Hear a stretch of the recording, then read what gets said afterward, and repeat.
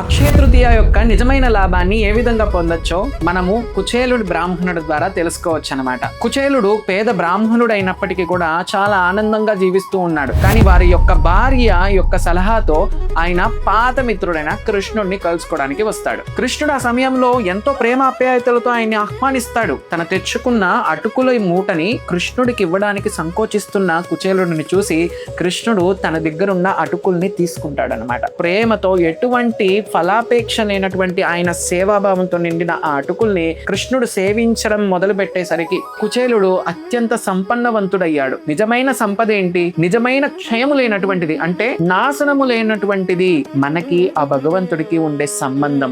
డబ్బు, పేరు, ఆరోగ్యం, ఈ ప్రాణం, ఇవన్నిటికి కూడా క్షయం అనేది ఉంది, అంటే నాశనం అనేది ఉంది. అక్షయమైనటువంటిది ఏంటి? మనము ఆ భగవంతునికి చేసే భక్తి, ఆ భగవంతునికి చేసే ఒక చిన్న సేవ, భగవంతుని యొక్క నామ సంకీర్తన. ఇది ఎప్పటికీ దివాలా తీయనటువంటి బ్యాంక్ అకౌంట్. ఇటువంటి బ్యాంక్ లో ఇన్వెస్ట్ చేసినప్పుడు క్షయం ఉండదు, అక్షయంగా ఉంటుంది. ఇదే అక్షయ తృతీయ యొక్క పరిపూర్ణత. హరే కృష్ణ.